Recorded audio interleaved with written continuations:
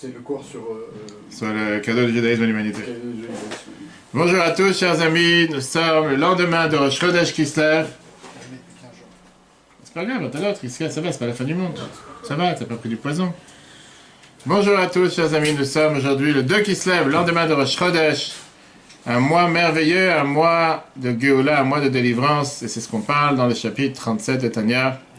Un mois de délivrance, un mois dans lequel nous parlons de Hanouka. Nous avons le 19 Kislev, qui est le jour où il y a eu la libération du Admour HaZaken. On va s'arrêter sur cette fête. L'autre, c'est juste la fin de la semaine dernière.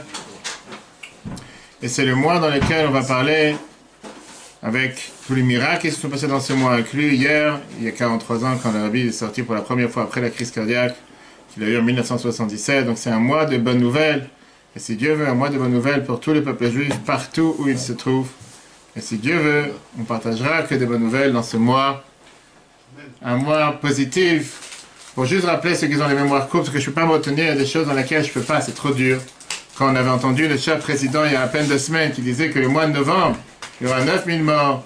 Et grâce à Dieu, tout le monde connaît la réalité. Ou quand je me rappelle encore, ici présent avec notre cher Gabriel, il y a 2 semaines, on nous parlait d'un premier ministre qui avait dit que le mois de novembre sera l'apocalypse, sera quelque chose qui sera éprouvant. Va savoir, il y aura le déluge sur terre. Il s'est confondu avec Noach. Le déluge c'était de la paracha de Noach. Ça montre encore une fois comment il faut arrêter de tomber dans la peur et dans la psychose et dans la crainte et de devenir fou à cause de faux prophètes, ce qu'on appelle. Des gens qui sont là pour affeurer les gens à longueur de journée. Pensez positive, parlez positive, et si Dieu veut, les choses seront positives. Donc on finit aujourd'hui le chapitre 37. Et qu'est-ce qu'on a vu dans le chapitre de la semaine dernière? Si tu te rappelles, vas-y, un des deux. On a parlé sur le fait comme quoi on a le devoir de se préparer soi-même à sa propre délivrance. Et une fois qu'on parle de sa propre délivrance, comment grâce à ça on peut amener la délivrance dans le monde entier, dans le grand monde.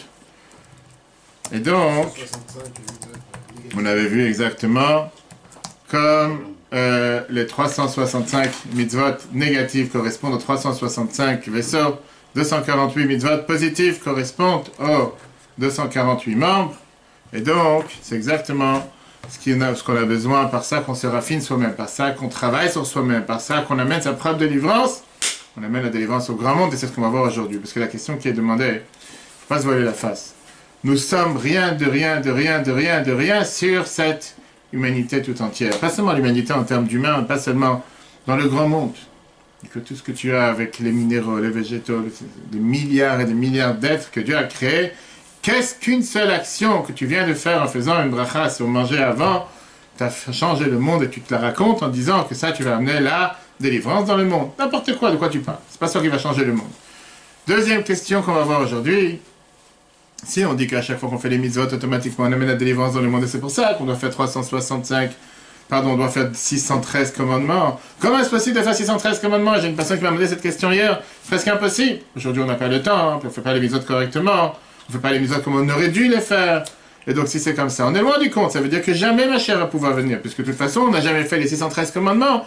Et si on ne fait pas les 613 commandements, ma chère ne peut pas venir. On va voir la réponse de ce qu'on a parlé plusieurs fois dans le passé par rapport au Gilgulim. Qu'est-ce que ça veut dire Gilgulim? La réincarnation. Qu'est-ce que ça veut dire la réincarnation? Comme on est aujourd'hui en mode recyclage, on est tous des recyclés. Et puisqu'on est tous des recyclés, on n'a pas de quoi s'inquiéter, tout va bien se passer si Dieu veut. Regardons dans les détails aujourd'hui, ça c'est le menu du jour. Le menu du jour qui est très très riche. Une fois qu'on a fait les pas la semaine dernière, on a vu dans le chapitre numéro 3, on a vu comme quoi dans l'étape, dans le paragraphe numéro 3 du chapitre 37, comment par ça qu'on raffine sa personne, par ça qu'on agit automatiquement, on change soi-même. On va voir déjà aujourd'hui la suite, comment on amène maintenant la délivrance au monde. On a vu que par ça qu'on fait les 613 commandements, on devient un véhicule pour Dieu. Alors amener la Géoula pour le monde, amener la rédemption pour le monde, que le monde en a tellement besoin, comment est-ce possible? Et la réponse elle est, on va décortiquer, on va descendre dans le plan aujourd'hui, on va voir comment on a commencé de zéro, et comment nous sommes arrivés à ce que nous sommes arrivés aujourd'hui. Une des chamas générales, cette neshama générale a été représentée par qui? Par Rabbi Jacob. Rabbi Jacob, exactement, Yaakov Avinu, il s'appelait Rabbi Jacob. Cette neshama, elle s'est divisée en 600 000 âmes. On va voir tous les détails. Pourquoi? Parce que c'était ceux qui sont sortis d'Égypte. On va voir ça longuement aujourd'hui. Les 600 000, les 600 000, on dit Israël, c'est quoi Israël? 600 000, le compte 600 000, non? Yesh, Shishim, Ribo, tu es la Torah, de là on apprend qu'il y a 600 000 lettres dans la Torah. On va voir dans les détails aujourd'hui. On dit que le peuple juif, c'est un corps qui a beaucoup de composants. Viens le Harizal, l'auteur de la Kabbale, de sa fête, et vient et te dit que chacun de ces 600 000 âmes doit accomplir les 613 commandements. Le problème, il est qu'on ne peut pas tout le temps faire les 613 commandements. Parce que même si on l'aurait été en temps normal, il y a des mitzvot qui appartiennent au Kohen, il y a des mitzvot qui appartiennent à la femme, il y a des mitzvot qui appartiennent au roi, il y a des mitzvot qui appartiennent à qui? Au Lévi. Mais il y a des mitzvot qui appartiennent à Shabbat, il y a des mitzvot qui appartiennent à Yom Tov. Donc tu ne peux pas faire 613 commandements, il y a beaucoup que tu ne peux pas faire. Et après, tu as des mitzvot qui ne dépendent pas de toi. Par exemple, avoir des enfants, comme c'était le sujet du Gemara dans la paracha qu'on n'a pas eu cette semaine, mais c'est un cours que j'ai donné en privé, que dans la paracha cette semaine on apprend la mitzvah d'avoir des enfants, qui, combien, etc. Tu as une mitzvah que c'est très simple, si tu es marié depuis 20 ans, 25 ans, 30 ans, et que ton premier enfant était une fille, tu ne pourras jamais de ta vie faire la mitzvah depuis Yanabel, achat du premier-né. Si jamais tu es marié éternellement, ce qu'on souhaite à chacun, un édifice éternel, et tu ne prévois pas de divorcer, tu ne vas jamais faire la mitzvah de divorcer avec un guet. Et on en passe. Et comme ça, on peut passer des dizaines et des dizaines, voire des centaines de mitzvot que, oui, tu n'es pas forcé. C'est écrit nulle part que tu dois les faire. Alors, qu'est-ce que tu veux faire toutes ces mitzvot? Pour ça, tu dois commencer à chercher comment divorcer, ou comment te marier avec plusieurs femmes pour t'assurer d'avoir d'abord un garçon, pour pouvoir... C'est intéressant, j'ai compris. Je dirai après qui c'est qui a dit que c'était intéressant, je vous enverrai ses coordonnées et cherche à se marier une deuxième fois. Mais les gens normaux ne pensent pas comme ça. C'est vrai que dans le passé, ça se passait. Après, parlons même des mitzvot que tu peux y faire. Combien de gens, même s'ils veulent, ne peuvent pas faire toutes ces mitzvot? Même si tu as envie de les faire, tu ne peux pas les faire. Parce que voilà, on est limité par le temps, tout ce que tu veux. Par exemple, tu habites en dehors d'Israël, tu n'as pas forcément des mitzvot qui dépendent de la terre d'Israël. La Orla, la Trouma, etc., etc. C'est pour ça que les Chachamim nous ont dit la phrase suivante. Kol nefesh Israël, que chaque âme juive, c'est pas encore dans le texte, elle doit revenir ici dans plusieurs réincarnations pour pouvoir compléter les 613 commandements, mais écoute bien, b'maaseh, dibur ou machashava. Ou par la pensée, ou par la parole, ou par l'action. Ce qui veut dire qu'il y a clairement des mitzvot que pas forcément tu vas les faire dans l'action. Tu n'es pas censé faire les 613 commandements matériellement. Il y a des mitzvot que tu vas te laisser faire et les faire avec la parole. Très clair, ce qu'on a fait ce matin avec la tefila, ce qu'on a fait hier, Rosh Chodesh. Qu'est-ce qu'on a fait?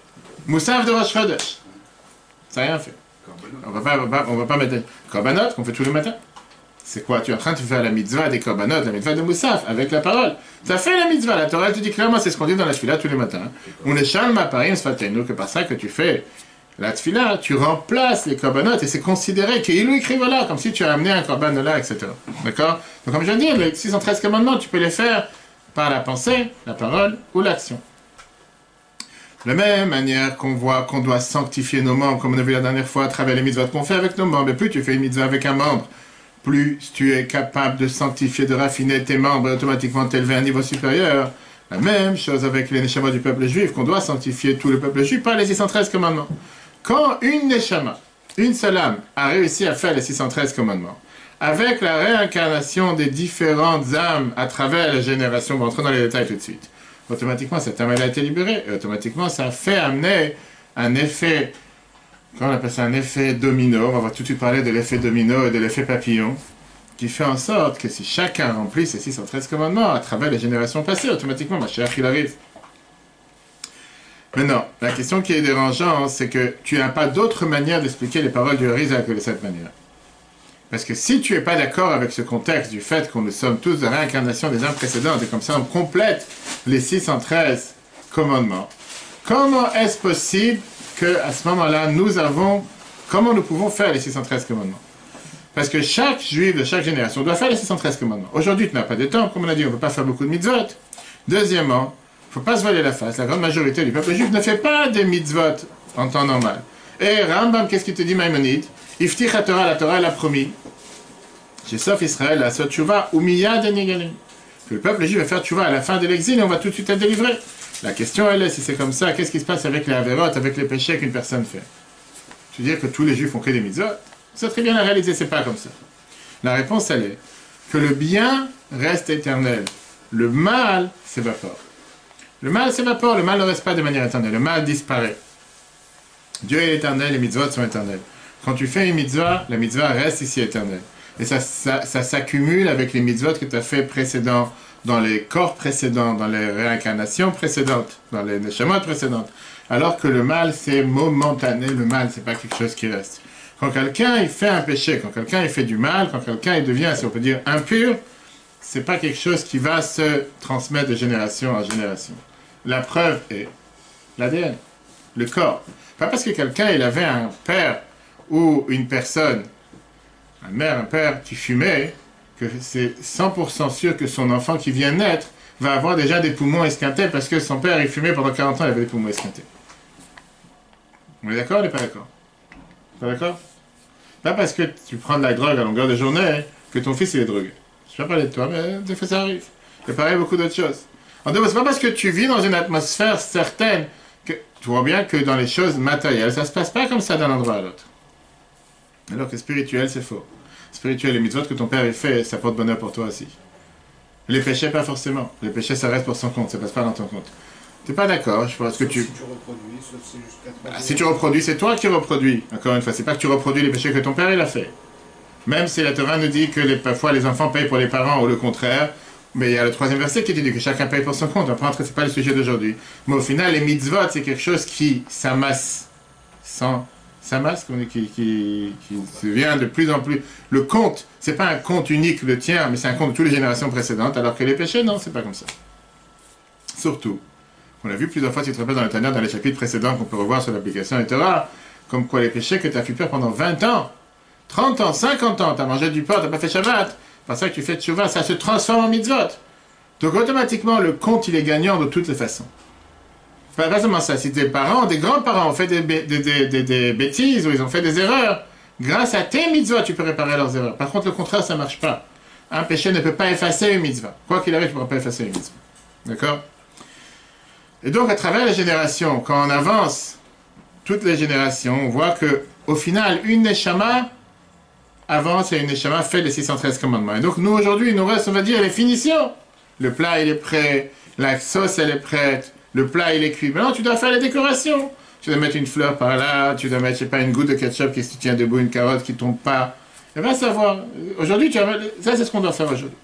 Et ça, c'est ce qu'il va faire. C'est pour ça que ça va amener la délivrance dans le monde. Et ça va remplir le but pourquoi Dieu a créé le monde. La venue de Mashiach a rassemblé tous les exilés, nommer le roi, mettre le Sanhedrin et le tribunal, jusqu'à ce qu'on va construire le 3e temple. C'est pas juste quelque chose qui est une fantasme, c'est quelque chose de réel.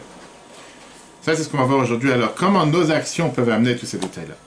D'abord, dans l'humain, toutes les nations du monde vont être, on va dire, pas soumis, mais vont suivre cette idée de Mashiach. Rambam te dit, le monde ne cherchera à quoi faire, on parle maintenant pas seulement le monde juif, le monde tout court. On cherchera seulement la date et Hashem bilvad à connaître Dieu. Ça, c'est ce qu'on cherchera. Il n'y aura pas de jalousie, il n'y aura pas de haine, il n'y aura pas de compétition, il n'y aura pas de guerre. Aujourd'hui, la seule compétition qu'on a, c'est que le jour où tu as un Pfizer qui fait savoir qu'on a trouvé un vaccin, 2 jours après, tu as une autre, Moderna, après ça, tu as une autre. Et aujourd'hui, c'est tout le monde ensemble a trouvé le vaccin. C'est bizarre. Alors, quand tu as fait croire pendant des années, il faudra au moins 10 ans, il va savoir. Aujourd'hui, tu as toujours des récalcitrants, tu as toujours ceux qui vont te dire non, on n'a rien trouvé, c'est pas si ça va marcher. Tu as toujours les gens qui sont négatifs. Ça ne peut pas changer. Quoi qu'il arrive, on ne pourra jamais avancer avec eux. Pas grave, ils continuent dans leur bêtise. Le monde animal, on l'a vu déjà il y a quelques semaines, comme il s'est passé dans l'Arche de Noé. Dans l'Arche de Noé, c'était la paix entre tous les animaux. Aucun animal mangeait l'autre. C'est comme dans un quartier aujourd'hui où tu as différents vendeurs de plusieurs produits, de substances, qu'il y a tellement à vendre pour tout le monde que les gens s'entendent bien les uns avec les autres. Mais quand Mashiach va venir, on dit que tous les animaux vont garder avec une cave, et celui va vivre avec le mouton, tout va bien se passer. Le tigre avec la brebis, etc. Tzomer, les plantes, quand on parle du végétal, la terre qui a été maudite, quand il y a eu l'histoire d'Adam, elle va plus être maudite. Et qu'est-ce qui va se passer à ce moment-là? On dit que le même jour où tu vas planter quelque chose, ça va pousser en un seul instant. Pas que tu devras attendre 2 semaines, 3 semaines, 1 mois ou plus. Et que les plantations seront beaucoup plus grandes, mieux que ce qu'on a aujourd'hui. Aujourd'hui, tu as tous les débats avec les pesticides, non-pesticides. Mais rappelons-nous ce qui est écrit dans la Torah. Qu'est-ce que les explorateurs ont ramené d'Israël? Il fallait 2 personnes pour porter un fruit. Il fallait 4 personnes pour porter une grappe. Où tu vois ça aujourd'hui? Nulle part, même en Israël, tu vois pas ça. Parce que la terre, elle a été maudite encore une fois. Mais si Dieu veut comment va venir, ça va être différent. Et quand tu parles du minéral, le minéral, c'est que le monde, la fusion du monde, la manière comment le monde va propulser cette idée qu'il y a un seul Dieu sur terre. Toute la technologie, tout ce qui existe sur terre va servir seulement à servir Dieu. Chaque pierre, qu'une pierre va crier du mur, comme quoi elle ressent la divinité, elle ressent Dieu sur terre. Donc ça, c'est les 4 pas comment on va se préparer à la délivrance. Et le mot Azakem va nous montrer comment on peut faire une chose pareille. Comme on a dit tout à l'heure, par ça que le peuple juif va faire les 613 commandements, automatiquement notre âme va monter vers la Kedusha, et automatiquement tout ce qui est la Klipat Noga, qui sont les forces qui sont mélangées avec le mal et le bien, on va pouvoir faire ce tri avec les centrifuges qui sont fabriqués dans certains pays du monde, et on va pouvoir élever vers la Kedusha, et la conséquence sera double. D'abord, on aura le fait que la divinité va se dévoiler, on va pouvoir voir la divinité comme on a vu autant qu'on a reçu la Torah. De l'autre côté, le mal va être totalement annulé, parce que même le mal aujourd'hui n'a pas de vie de lui-même. Rappelons-nous ce qu'on a vu avec les virus et les microbes, que comment un microbe vit dans le corps, il se nourrit des cellules positives, et grâce à ça, il est détruit avec quoi il s'est nourri. Alors que quand Mashiach va venir, il n'y aura plus ces forces du mal. Quand tu vas les mettre dans une centrifuge et tu vas faire en sorte que la clipa, comment dire, les forces qui sont mélangées, le bien et le mal, va se séparer, il va rester deux matières, noir ou blanc, la Kedusha ou la Touma. Il n'y aura plus de mélange entre les deux. Il n'y aura plus la sainteté et l'impureté qui seront mélangées. Et c'est pour ça que c'est écrit Vedro Achatuma, Avir Minaret, que quand Mashiach va venir, cette impureté va disparaître de la terre. Regardons le dernier paragraphe dans la page précédente. Puisque l'essentiel de l'âme vitale qui a, Bichlot Israël dans le peuple juif, Tieh Merkavak Dachal Hashem, elle sera justement un char saint pour Dieu. Toute la vitalité qu'il y a dans le monde. Qu'aujourd'hui, c'est clairement un mélange de bien et de mal. Va sortir de son impureté et de sa maladie. L'Ikdusha va monter dans l'Ikdusha pour être un char pour Dieu. Quand Dieu va se dévoiler, on a vu la dernière fois et on voit ça. Ce que nos sages nous disent. Vera'u kol basar kishem Hashem, vera'u kol basar yardav. Tout le monde va pouvoir voir ensemble. On va tous voir comment Dieu est présent. C'est tout ce qu'on dit d'ailleurs dans la prière de Rosh Hashanah. Et la gloire de Dieu va remplir toute la terre. On verra avec nos propres yeux que le matin de Torah, comme ça s'est passé au don de la Torah, d'Irtiv, comme on dit tous les jours dans la prière, c'est écrit dans le Chumash Dvarim, Deutéronome chapitre 4, verset 35. Et on va voir, on va connaître le fait que Dieu est notre Dieu, qu'il n'y a rien à part Dieu. Qu'est-ce qu'on voit d'ici? Que tout le but de la venue de Mashiach, Triatametim et la résurrection des morts, qui est le dévoilement de la sainteté et du royaume de Dieu sur terre, ou la vie, qui est fait pour faire disparaître cet esprit d'impureté qu'il y a sur terre. Tout ça, ça dépend de quoi? Ça dépend de nous. Ça dépend de nos actions. Taloui, bam, shachat, ça dépend de la manière comment on fait descendre cette divinité. Et la lumière de Dieu qui est infinie. La nefesh réunite à cette âme vitale. Chez Bichalot Israël, qui est dans le peuple juif, Bechol Ramach Evarea, dans les 248 membres, à l'aider qui yuma, Kol Ramach mitzvot, c'est par ça qu'on accomplit les 248 mitzvot positives. Ou la vie, comment on va se séparer du souffle d'impureté qui est sur terre, par ça, Bishmirata, Kolchasa, par ça qu'on va garder les 365 mitzvot négatives. Chez le Yinkou Mimena, Chassagida, qui ne vont pas avoir un impact sur les 365 artères, vaisseaux, si vous vous rappelez ce qu'on a vu la dernière fois. Le Midrash raconte une histoire, le Midrash Rabba Vayikra, chapitre 4, verset 5. Tana Chizkia, mais Midrash dit la chose suivante. Sep Zura Israël, le peuple juif est comparé à une brebis ou à un mouton qui est éparpillé, qui est égaré. De la même manière, quand ce mouton il s'est fait mal à la tête, ou dans un de ses membres, tous ses membres le sentent, pareil, le peuple juif, quand il y a un juif qui fait une erreur, tout le peuple juif ressent qu'il a fait une erreur.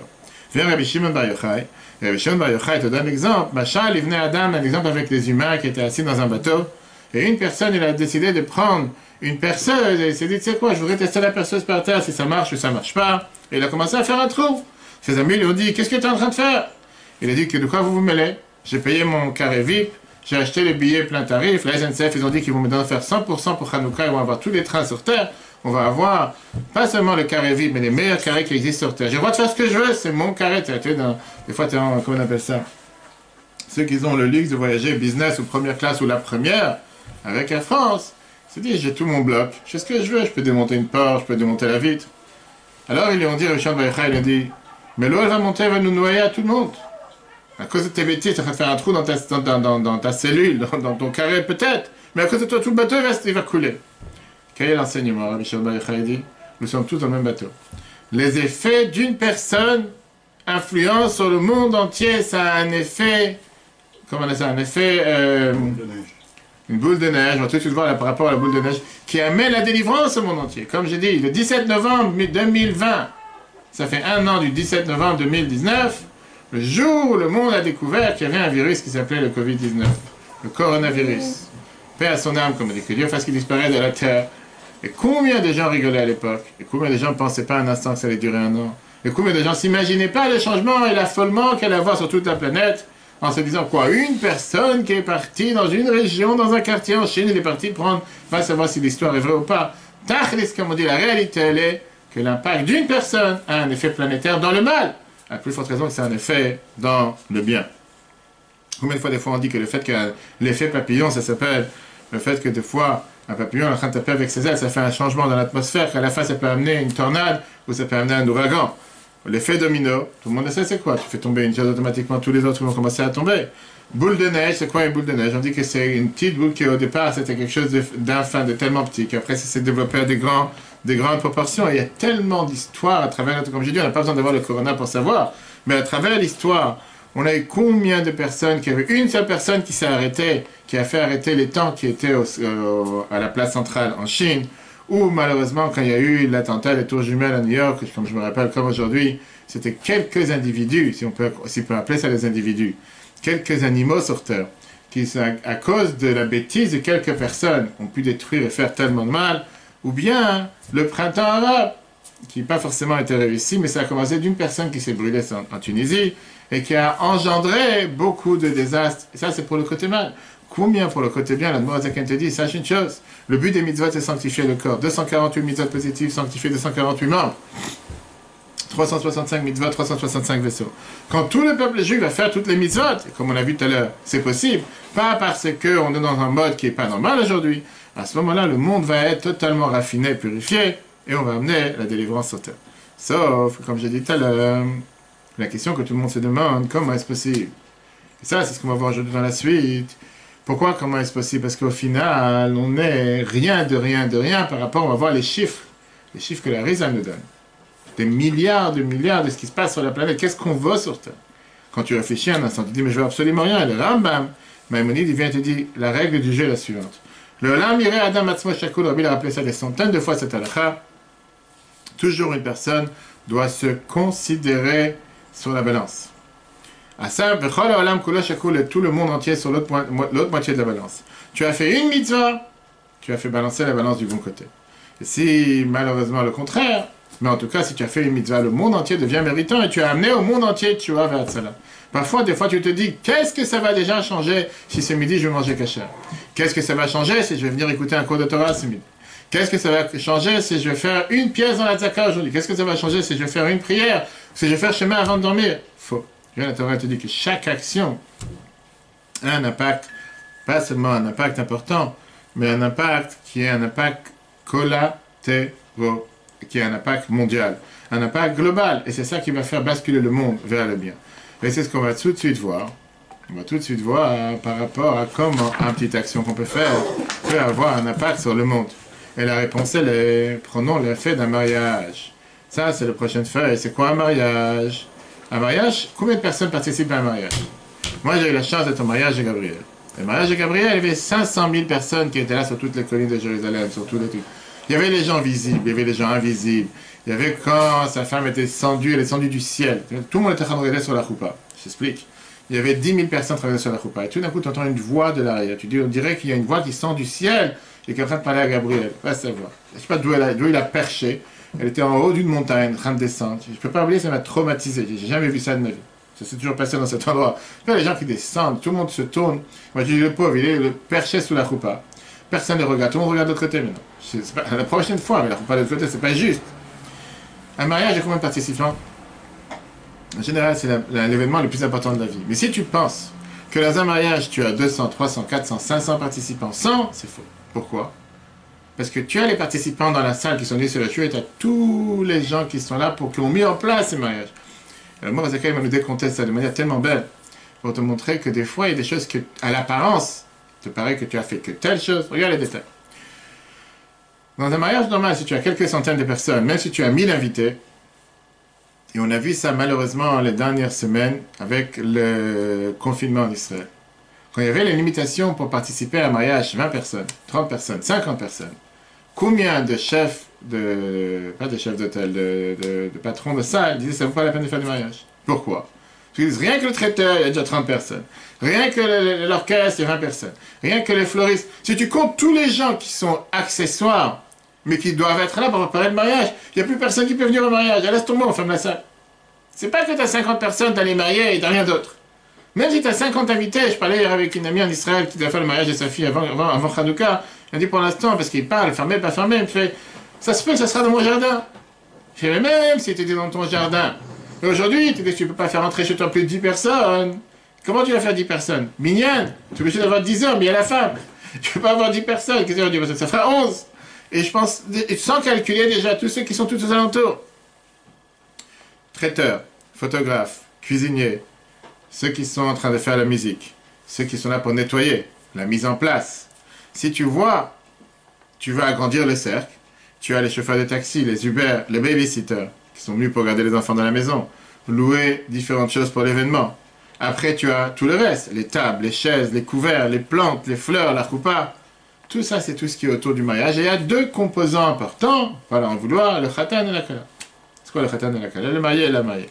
Maintenant, imagine-toi une histoire que le jour avant la choupa, la veille du mariage, la fiancée, elle décide, ça m'intéresse plus. En anglais, on dit she got cold feet. Elle a eu des pieds froids. Je ne sais pas comment dire ça en français. Le veille du mariage, elle se dit, c'est pas pour moi. Je peux m'intéresser à un mariage. C'est trop tôt, ça me prend la tête, j'ai trop peur, j'ai pas envie. Elle n'a pas envie de venir au mariage. Et donc, qu'est-ce qui se passe? Tu fais le pour et le contre, tu dis, écoute, là, il y a 1000 personnes qui sont prêtes, qui se sont préparées, qui se sont défoncées pour préparer ces mariages. Et là, tu as une personne qui est bête, qui a décidé qu'elle ne veut pas venir au mariage. Qu'est-ce que j'en ai à faire? Faisons la fête avec 999 personnes. Tu as besoin d'avoir cette personne, elle est minoritaire, de minoritaire. Qu'est-ce que ça veut dire? Tout le monde est invité, tout le monde va faire la fête, elle n'a qu'à pas venir. Elle ne veut pas venir, qu'elle ne vienne pas. Qu'est-ce qui n'est pas logique dans une telle décision? La réponse, c'est pareil. Des fois, tu vas dans un stade de foot à 12 ou dans un stade de sport. Grâce à Dieu et grâce au Corona, tous ces événements se sont annulés. Où tu as 80 000 personnes qui peuvent sauter en l'air, qui peuvent crier avec toute leur âme et tout leur corps. On dirait qu'on appelle le moment où leur âme va sortir du corps parce qu'il y a une balle qui est rentrée dans un filet. Tu as 12 joueurs, tu as 20 joueurs et tu as 80 000 personnes autour. En train de crier, en train de dire, je raconte toujours quand j'étais en Argentine. Là-bas, les gens, ils vivaient avec le sport. Pas vrai qu'ils vivaient avec le sport, c'est que quand tu avais un team qui gagnait, une équipe qui gagnait, les gens, ils étaient tellement contents. Shabbat, ils étaient en joie. C'était vraiment Yom Tov sur terre. Quand malheureusement ils perdaient, c'était 7 jours de deuil. C'est pas juste. C'est vraiment, les magasins ils sont fermés. Les gens ils prennent ça au sérieux. C'est une idole. Alors, combien de joueurs? 12 joueurs, 20 joueurs. Combien de gens en train de regarder 80 000 pour un joueur? Des fois, il y a des gens qui attendent toute la journée pour le Tour de France. Pourquoi? Pour que leur idole ou leur fan ou quoi que ce soit, il va passer en vélo pendant 3 secondes. Les bonnes HLM, comme on dit, tu as 50 personnes, 200 personnes, qu'est-ce que tu es en train de perdre ton temps toute la journée pour voir? La mariée, elle a décidé qu'elle ne veut pas venir au mariage. Si tu réfléchis de manière quantitative, tu vas te dire, tu sais quoi, qu'est-ce que j'en ai à faire?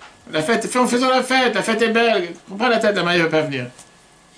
Pas à cause de 2 personnes, décider de tout annuler. De l'autre côté, c'est sûr que si tu n'as pas le khatan et la kala, tout le reste n'a pas de sens. Parce que tout ce qu'il y a tout autour, c'est secondaire, pas seulement secondaire, c'est totalement, je veux dire, c'est tellement, pas essentiel, comment on appelle ça? Comment on dit le contraire d'essentiel? Secondaire. Secondaire? Non. Hein? Il y a pas secondaire. Je sais pas si bien fait. Bref, le contraire d'essentiel. Je comprends pas le français. Superficiel? Non, il y a un autre mot qui vient qui dit que c'est C'est tellement pas important, ça n'a pas d'importance par rapport... En deux mots, si le Khatan et la Kala, ils sont pas là, tu peux tout annuler. Ah, mais tu as 998 personnes à côté, qu'est-ce que j'en ai à faire? Les 998 personnes sont inférieures, ou sont minoritaires, ne valent rien s'il n'y a pas l'essentiel. Ça, c'est ce que l'Anne Zakai veut nous dire ici. Ça veut dire que tu peux avoir un autre mariage où il y a des milliards de participants. Des milliards. Ça, c'est le mariage entre Dieu et le peuple juif. Qui a un impact sur l'humanité tout entière. On a écrit ici accessoire. Ok. On va voir qui est le Khatan, qui est la Kala. Comment l'humanité tout entière participe à ce mariage, mais comment ce mariage peut s'annuler ou se passer avec notre action. C'est exactement ça. Comme on l'a dit tout à l'heure, puisque notre but c'est de faire une résidence pour Dieu sur terre. Et on a vu comment chaque action que nous faisons, c'est un impact planétaire. La question, elle est, disons que le peuple juif entier fait des mitzvot à longueur de journée. Disons qu'on a fait tout ce qu'il peut pour amener la sainteté sur terre. Qu'est-ce que nous avons comme valeur face au grand monde? Oublie le fait que le peuple juif, c'est un tout petit peuple, 15 millions, 18 millions, 20 millions, 30 millions. Ça ne va rien changer par rapport au monde entier. D'ailleurs, les Chachamim nous considèrent à chaque fois que nous sommes Kif Sha'achad Ben Shivim Zaivim. Un mouton, une brebis parmi 70 loups. Très bien, mais c'est-à-dire, quand tu mets maintenant quand tu mets les quantités, tu ne vaux rien. Du moins, on ne voit absolument rien. Et pourquoi on ne vaut rien? Parce que tu as un monde entier autour de nous. D'abord, tu as des milliards de personnes qui travaillent dans différents domaines. La médecine, l'agriculture, les ordinateurs, la technologie, le gouvernement, l'éducation, la science, développer des vaccins. Mais ça, c'est les humains. Oublions les humains maintenant. À part les humains, tu as des milliards d'animaux sur Terre, de plantes de différentes sortes. Après, dans les minéraux, tu as des dizaines de centaines de millions. On va voir tout de suite les chiffres. Qu'est-ce qu'il y a dans la Terre? Qu'est-ce qu'il y a dans l'eau? Rajoutons les milliards d'étoiles, les milliards de galaxies que tu as. C'est un monde infini. Quand tu mets tout ça sur la balance par rapport au peuple juif, qu'est-ce qu'on voit sur Terre? Disons que tout le peuple juif fait des mitzvot à longueur de journée. Ça ne vaut absolument rien par rapport à tout ce qu'il y a à côté. Pour ça, on revient à l'exemple du mariage. Le but de la création du monde, c'était pour le mariage de Dieu avec le peuple juif. Dira Betatani va voir une résidence de Dieu sur terre. Le mari, on le connaît. Le mari s'appelle Dieu. Ça, c'est Dieu. Kadosh Baruch Hu. Qui est la fiancée? La fiancée, c'est celle qui va se dédier toute sa vie à son marié. Et qui est attachée à son marié, à son fiancé, dans tous les domaines de la vie. Donc, le peuple qui mérite d'avoir le titre de fiancé, avec un E, c'est elle qui est attachée totalement à Dieu, et c'est elle qui accomplit cette mission que Dieu a donnée de faire une résidence pour Dieu dans cette terre. Qui c'est qui peut rentrer dans cette catégorie? Bien sûr, le peuple juif. Tu vas dire, mais c'est quoi cet orgueil de dire qu'on vaut mieux que les autres? Pour ça, il faut écouter les cours de dialogue qu'on est en train de voir, ça on a vu le deuxième cette semaine, les cadeaux de l'humanité, du judaïsme à l'humanité. Le troisième cours qu'on verra lundi soir prochain, qui est richissime, rien que sur l'infanticide. Comment c'était quelque chose de monnaie courante, et encore aujourd'hui dans certains pays, pour ne pas citer la Chine et l'Inde, dans lequel tuer un bébé à la naissance est tout à fait normal. Il y a quelques centaines d'années en arrière, c'était quelque chose qui était absolument quelque chose... Il n'y avait aucune pensée contraire. Comment, grâce au judaïsme, ces choses ont totalement changé. Comme on a vu cette semaine, qu'est-ce que le monothéisme a amené au monde? Et on a expliqué longuement avec la différence entre Viktor Frankl et Sigmund Freud, deux juifs. Encore des juifs qui ont amené quelque chose à la planète, mais c'est on parlait du judaïsme. Que là a dit que le but pourquoi nous sommes sur Terre, c'est pour le plaisir. Et c'est une thèse qui a été totalement démontrée, malheureusement, je dirais heureusement, les dernières décennies, totalement incohérent. Alors que Viktor Frankl, c'était que nous sommes là pour un but. Et quand tu as un but, pourquoi tu vis sur Terre? Quand tu as un sens à ta vie, quand tu as une raison d'être, automatiquement tu es heureux, automatiquement tu as cette tranquillité, etc. Mais pour ça, il faut revoir le cours de lundi soir. Viens la Moazakin te dit la phrase suivante. Tu dis que puisque le peuple juif, nous sommes la fiancée idéale, ça a commencé au mariage qui s'est passé à Matan Torah quand on a reçu la Torah, comme c'est dit dans les communautés séfarades tous les vendredis soirs. Bâti, le gagné à Choti Kalam, viens dans mon jardin, ma sœur est fiancée. Que ça correspond au jour du mariage qui était le jour du Matan Torah. La Torah, c'est quoi? La Torah, c'était l'acte Tuva, l'acte de mariage qui nous dévoile la volonté de Dieu et qui 613 commandements. Quand on va accomplir les mitzvot, à ce moment-là, on dévoile la volonté de Dieu sur terre. Et donc, le fait qu'on ne va pas séparer le matériel du spirituel, mais bien au contraire, on va prendre toute notre vie matérielle, et avec ça, on va faire des mitzvot. Avec ça, on va faire ce que Dieu attend de nous. Automatiquement, on va mettre en application ce que Dieu attend de faire de ce monde une résidence pour Dieu sur terre. Maintenant qu'on a trouvé le marié et la mariée, maintenant il nous manque de trouver beaucoup d'autres choses. Il faut trouver la salle, il faut trouver les invités, et il faut trouver les chefs d'orchestre, il faut trouver les traiteurs, il faut trouver les responsables de l'événementiel, etc. Le monde est considéré la salle. Le mariage, la salle de mariage et les nations du monde sont considérées tous ces personnes qui ont aussi leur rôle à jouer pour que le mariage se passe. Parce que sans ça, le mariage ne peut pas se passer. Quel est leur rôle? Protéger le monde, construire le monde, développer le monde, faire avancer le monde. Pour que tous ensemble, peuple juif et les nations du monde ensemble, on fasse de ce monde un monde meilleur pour Dieu. Comme on a vu tout à l'heure, c'est ce que Maïmonide nous dit, que quand Mashiach va venir, le monde entier sera seulement à vouloir servir Dieu. Donc les habits que nous avons, le manger que nous mangeons, la voiture que nous conduisons, toute la technologie qu'on utilise tous les jours existe grâce aux nations du monde. Fameuse histoire que j'ai racontée plusieurs fois. Une fois, il y a quelqu'un qui a demandé à lui pourquoi Dieu a créé tellement de Chinois. Et il était dans le bureau du Rabbi Shidi. Des gens, ils venaient pour des questions de vie ou de mort, et là, c'était la seule chose qui les dérangeait. Alors, il a dit, quand tu sors du bureau, tu regarderas ce qui est écrit sur ton manteau. C'est écrit Made in China, déjà à l'époque, tu comprends. Mais la personne s'inquiétait, tu comprends. Chacun a son rôle et chacun a son devoir sur terre. Viens, Rashi. Premier Rashi de la Torah a été dit clairement. Le monde a été créé pour le peuple juif et pour la Torah. Ah, nous sommes minoritaires. Peu importe. On n'est pas là pour dire meilleur ou pas meilleur. Chacun a son rôle, chacun a sa mission. Mais le monde a été créé pour être au service du peuple juif, au service du fait que nous puissions faire les mitzvot. C'est pas pour rien qu'on a vu que Yom HaShishi, c'est le 6e jour dans lequel l'homme a été créé, une fois que tout le reste a déjà été créé. Viens, Rashi te dit que tout le monde a été créé avec cette condition, que le peuple juif reçoive, accepte la Torah, Bayom HaShishi, qui était le 6 Sivan. Parce que si la mariée ne veut pas se marier avec le fiancé, le mariage il est annulé et le monde s'annule. Maintenant tu vas dire que dans le monde réel, on ne voit pas forcément toujours le bien-être et le bienfait que le peuple juif a amené à l'humanité. C'est pour ça qu'on a les cours de Jala cette période, très très riche. Parce que le monde le réalise de plus en plus. Quand tu vois comment les plus grands présidents du monde viennent visiter Israël, ils s'intéressent à un pays qui a à peine 8 millions, 9 millions d'habitants, pour la technologie, pour quoi que ce soit, alors qu'ils sont des milliards d'habitants sur Terre. Tu te dis, c'est pas possible, ça devrait être l'inverse. Il y a bien une bénédiction que Dieu il a fait pour le peuple juif, mais à nous de tout faire pour que cette bénédiction se concrétise dans les actions de tous les jours. Mais non, ça ne veut pas dire que ce choix que Dieu a choisi dans le peuple juif se limite au peuple juif. Ça commence par le peuple juif, mais ça continue, c'est un effet domino pour tout le reste. De la même manière que les Kohanim imprègnent de l'orgue doucha sur tout le peuple juif, alors que les Kohanim sont minoritaires, le peuple juif a le devoir d'être ce qu'on appelle Or la Goyim, être une lumière pour les nations. Et d'être celui qui va faire véhiculer cette lumière et ce message d'espoir, ce message de positivité. Même Pfizer, le dirigeant, c'est un juif. Qu'est-ce qu'ils sont bizarres? Ce peuple qui est le plus nombreux sur Terre, peuple juif qui sont des centaines de milliards de personnes sur Terre, se trouvent partout. Quand tu entends tous ces antisémites qui te disent on va boycotter Israël, on va boycotter BDS, on va faire tout ce que tu veux. Il ne faut absolument pas qu'ils profitent des vaccins. La vérité, je dis, pourquoi Dieu a fait en sorte que même ça doit être dirigé par un juif? Bien le Zohar. Le Zohar était dit que le peuple juif est considéré comme le cœur, la neshama. Et les nations du monde sont considérées comme les autres membres du corps. Et donc le peuple juif, il est là pour envoyer la vie vers les autres nations.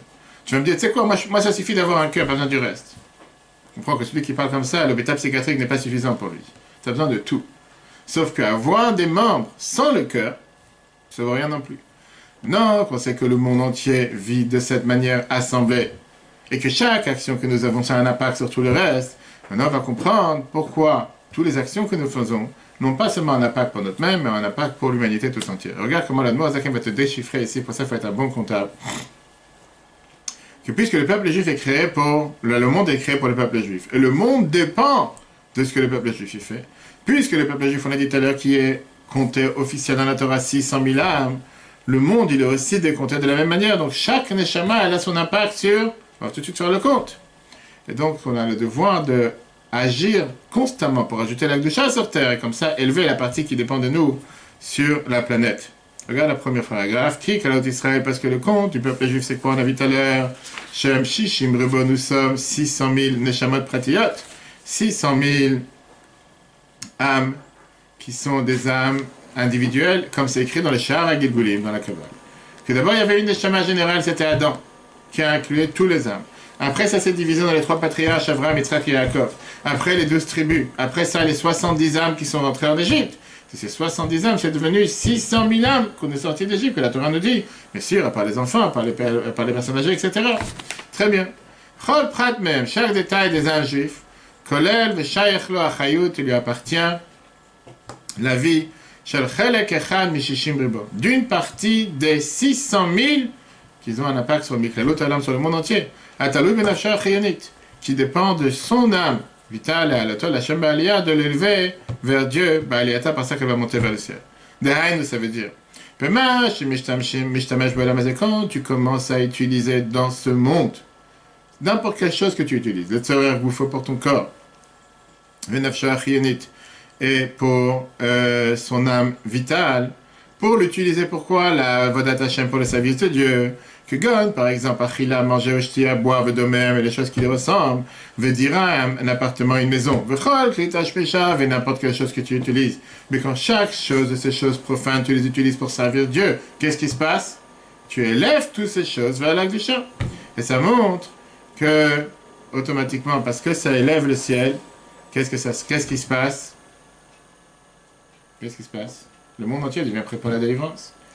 Donc si tu multiplies tous ces actes que tu considères des actes profanes, que tu considères des actes qui n'ont aucune valeur, mais c'est faux, des actes qui ont énormément de valeur, et tu les élèves à l'acte du Shah, automatiquement, le monde est prêt pour la Géoula. Le rabbi, une fois, il marchait dans la rue, comme chaque Shabbat, tout celui qui sait où le rabbi l'habitait, et j'ai eu la chance d'avoir ma bar mitzvah à President Street, dans la maison du rabbi, en 1988. Et le rabbi marchait de President, il descendait par l'avenue Brooklyn pour aller à San Clemente.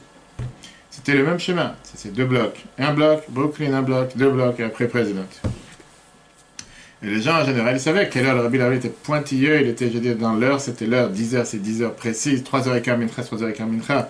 Et puis, donc, on savait tout le monde l'heure que le rabbi sort de chez lui, l'heure que le rabbi arrive. Très bien, donc les gens, ils attendaient en général dans la rue pour pouvoir dire Shabbat Shalom, Good Shabbos, le rabbi disait bonjour, bonsoir, c'est quelque chose. Le rabbi, c'est pas qu'il marchait avec les yeux fermés. En fait, il y avait les gens autour, il y avait des fois des gens qui s'approchaient par leur rabbi, etc. Une fois, les gens, ils attendent. Et le rabbi s'approche. Et il y a un policier, comme tout le temps, il y avait des policiers dans les coins, qui étaient là pour protéger, pour saluer. Et le rabbi, il s'arrête vers un policier noir, non-juif, qui était à côté de lui, il commence à parler avec lui. La personne qui attendait que le rabbi passe pour lui dire Shabbat Shalom, il s'est dit, tiens, c'est bizarre. À lui, à ce non-juif, le rabbi commence à lui parler, il discute avec lui, c'est son ami. Combien de noirs en Amérique, à Brooklyn, racontent comment, en tant qu'enfant, le rabbi les a vus des fois en train de se battre sur le trottoir, et le rabbi leur a dit, il leur a montré qu'est-ce qu'il faut faire pour s'aimer, pas pour s'aimer, ils disent comment ils ont grandi, ils sont venus des gens du congrès, parce qu'ils se rappellent les différentes interactions avec le rabbi, etc. Bref. Le rabbi, il avance. Et la personne, il s'est pas gêné, il a dit, mais je comprends pas, pourquoi avec lui tu parles et moi tu bouges la tête? C'est pas juste, il y a des gens qui sont très vexés dans la vie. Le rabbi a dit que moi, j'ai toujours appris de jamais baisser la tête devant une personne qui parfois peut être opposée aux valeurs de la Torah. Pas forcément un non-juif. Il ne faut pas oublier que le rabbi a grandi dans le communisme, dans les airs communistes. Le rabbi dit que mon père m'avait toujours appris de jamais avoir peur pas des menaces. Oui, de jamais baisser la tête devant des menaces. Le rabbi avait parlé de ça une fois par rapport à tout ce qui était en Israël avec les territoires, rendre les territoires, pas rendre les territoires. En disant que si on pense menacer, qu'on va faire quoi que ce soit, j'ai toujours appris, que mon père m'a appris avec le communisme, que tu sais quoi, on sait les histoires avec la vie précédente, on a inventé plusieurs fois. Il ne faut pas s'émouvoir tout de trop. Donc la vie dit comme ça. Avec vous, quand je vous salue, je bouge la tête. Mais quand j'arrive devant une personne qui est de différentes confessions, je préfère parler avec lui. Je ne sais pas si, au départ, pas forcément, c'est quelqu'un qui, peut-être il a une vision qui est totalement opposée à la Torah, qui va imprégner une histoire. Qu'est-ce qu'on vient de voir? 600 000 âmes. Maintenant, regardons les décomptes. Comme c'était au temps du désert, c'était 600 000 âmes. Aujourd'hui, on a déjà dépassé le compte. Mais là, on va voir quel est le plan que la Kabbale te dit. 600 000 âmes, ça commence avec les 6 attributs avec lesquels Dieu a créé le monde. Chaque juif, il a une neshama. Cette neshama, c'est un étincelle divin. C'est chaque juif vient expliquer et vient exprimer la valeur de Dieu sur terre. En règle générale, les âmes viennent tous d'une de ces 6 attributs duquel Dieu a créé le monde. Tu as des âmes de chesed, bonté, comme tous ceux qui sont ici présents. Tu as des âmes de gvura, des gens qui sont avec la rigueur, qui sont toujours sérieux, qui sont toujours vraiment... Rien qu'à les regarder, ta peur. Tiferet, l'harmonie entre les deux. On a expliqué la différence entre Abraham, Yitzhak et Yaakov. Netzar, qui est sa victoire, Od, Yesod, etc. Le peuple juif, automatiquement, depuis le départ, comme la Kabbale t'explique, on est divisé en 6 groupes. Chaque groupe vient expliquer et exprimer une différente manière et l'attribut avec lequel Dieu a créé le monde. Et en fonction de la nature de ce groupe, s'adaptent les différentes actions que la personne va faire sur terre. On explique parfois pourquoi une personne aime plus les choses salées, une personne aime plus les choses sucrées, parce que son âme a une attirance plus vers les choses qui représentent le sel ou le sucre. Prenons par exemple ce qui est très connu dans la Gemara et qu'on n'arrête pas de rappeler sans arrêt, les deux grandes écoles, l'école de Hillel et l'école de Shammai. C'est très bien qu'on dit que l'école de Shammai représente la rigueur, alors que l'école de Hillel représentait la bonté. C'est la raison pour laquelle Hillel était toujours d'une manière de vouloir, toujours trouver les circonstances atténuantes, être sympa avec tout le monde, être beaucoup plus léger, alors que Beth Shammai était d'une manière beaucoup plus difficile. Ok. Si je te demande la question maintenant, le devoir pour la semaine prochaine, de quelle âme, ton âme vient de quel attribut que Dieu a créé le monde? Est-ce que ça vient de la bonté? Est-ce que ça vient de la rigueur? Est-ce que ça vient d'un mélange des deux? Est-ce que ça vient de la victoire, de vouloir toujours être? Tout a commencé de 6. Comment on est arrivé à 600 000? Prenons les couleurs. Les couleurs, c'est très simple. Il y a énormément de couleurs. Quand aujourd'hui tu veux commencer à peindre une chambre ou quoi que ce soit, on ne t'amène pas 3 couleurs jaunes. On t'amène, je sais pas, 500 couleurs jaunes. Tu dis, mais d'où t'as sorti ces couleurs jaunes? Tu commences à parler des couleurs dorées. Tu vois, tu n'arrives plus à choisir. Laisse tomber, il n'y a pas de couleur. Fais en blanc, laisse-moi tranquille. Et quand l'autre qui te fait en jaune, il dit, mais c'est pas assez jaune, ça c'est déjà plus jaune, moins jaune. Quand on regarde les couleurs de base, il y en a 3. Rouge, jaune et bleu. Comment de 3 on est arrivé à des millions de couleurs? Les couleurs, en général, c'est un mélange de ces 3 couleurs de base. Par exemple, quand tu vas mettre jaune et rouge, tu vas avoir orange.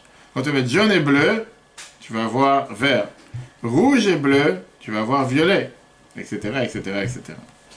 Et donc, tu peux t'amuser avec les couleurs de manière infinie et créer des couleurs de manière infinie. J'ai dit une fois une formation des cacheroutes que j'avais pris en Europe sur le goût de la fraise en Chine. C'est une formation de la cacheroute très intéressante. Vous avez montré que tu peux avoir aujourd'hui dans une fabrique en Chine qui ont plus de 300 ou 400, je ne sais plus maintenant, goûts de fraise.